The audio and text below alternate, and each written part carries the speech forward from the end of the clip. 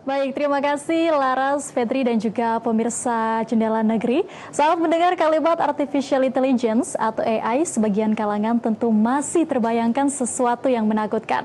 Namun nyatanya dengan penggunaan yang bijak, manfaat hadirnya AI atau kecerdasan buatan ini bisa dirasakan. Seperti sejumlah mahasiswa dari salah satu universitas di Banjarmasin yang menggunakan AI sebagai alat bantu untuk memudahkan mereka pengerjaan tugas di bangku perguruan tinggi. Di mana kecerdasan buatan ini, pemirsa, mampu menyelesaikan berbagai tugas dengan tingkat kesulitan tertentu sesuai petunjuk atau prompter yang dimasukkan. Bahkan menurut mahasiswa, saat ini banyak pilihan kecerdasan buatan dengan ragam fitur yang menarik yang diciptakan untuk meringkas tidak hanya tugas mahasiswa namun juga pekerjaan di berbagai sektor. Mahasiswa pun berharap kehadiran AI tidak untuk dihindari, namun juga harus dimaksimalkan atau bahkan mulai dikenalkan kepada generasi muda sejak dini dengan pertimbangan manfaat yang bisa didapat dari teknologi kecerdasan buatan. Berikut pemirsa beberapa wawancara kami dengan mahasiswa. Tergantung dari mana kita menyikapinya, yang pasti karena kita menggunakan dengan bijak itu pasti akan menjadi teman atau menjadi alat bantu untuk kita. Sedangkan kalau kita menyalahgunakannya itu akan menjadi lawan bagi kita sendiri.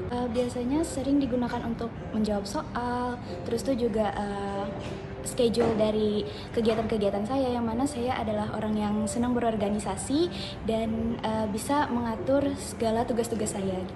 Sebenarnya tergantung kita menyikapinya sih. Kalau saya pribadi itu karena kita sebagai mahasiswa gitu ya kan sangat perlu AI, itu sangat membantu kami dalam mengerjakan tugas, mencari artikel maupun menerjemahkan jurnal-jurnal dari luar negeri. Tetapi kalau kita menggunakannya misalnya buat membuat plagiarisme seperti menjiplak punya orang, itu tuh bakalan sangat merugikan sih bagi saya. Ya, pemirsa, meski cukup membantu bagi mahasiswa, penggunaan kecerdasan buatan tetap perlu adanya kontrol atau pengawasan. Sebab penggunaan AI sendiri tidak lepas dari dampak negatif, seperti menimbulkan rasa malas hingga menyepelekan pekerjaan di hampir segala hal bisa diselesaikan lewat kecerdasan buatan. Penggunanya juga harus memahami Artificial Intelligence atau AI ini hanya sebatas alat bantu dan bukan teknologi yang mampu menggantikan daya berpikir atau kreativitas seseorang. Dan berikut wawancara kami bersama dengan Reza Fauzan, akademisi salah satu universitas di Banjarmasin.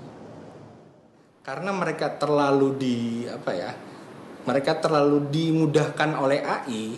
Contohnya saat ini ChatGPT atau yang sejenisnya. ChatGPT itu kan sangat mempermudah kita untuk menganalisis sesuatu, untuk membuat sesuatu, dan itu akan membuat anak-anak muda itu menjadi pemikirannya menjadi semakin malas, berpikir kritisnya juga semakin sulit.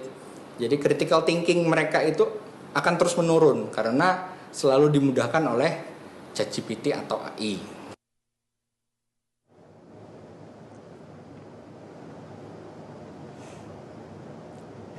Baik, pemirsa, seperti penjelasan yang sudah kita dengarkan bahwa teknologi kecerdasan buatan atau AI kini semakin berkembang pesat dan mulai dilirik oleh kalangan muda. Khususnya dari para mahasiswa sebagai alat bantu dalam menyelesaikan tugas-tugas akademik hingga mengatur jadwal sehari-hari. AI pun dinilai memberikan manfaat besar jika digunakan secara bijak dan memungkinkan penyelesaian tugas dengan efisien sesuai arahan pengguna. Namun pemirsa, meski sangat membantu, penggunaan AI sendiri tetap memerlukan pengawasan agar tidak membawa dampak negatif, di mana teknologi ini dapat menimbulkan rasa malas atau ketergantungan jika tidak dimanfaatkan secara baik. Nah, oleh karena itu, penting bagi penggunanya untuk memahami bahwa AI hanyalah sebuah alat bantu, bukan pengganti kreativitas atau kemampuan berpikir manusia. Mahasiswa juga berharap teknologi ini dapat diperkenalkan lebih dini kepada generasi muda untuk mendukung perkembangan mereka, asalkan tetap mempertimbangkan manfaat dan juga resiko penggunaannya. Demikian informasi dari Kalimantan Selatan, kita kembali ke studio Laras dan Fedri. Baik, Mela Azani.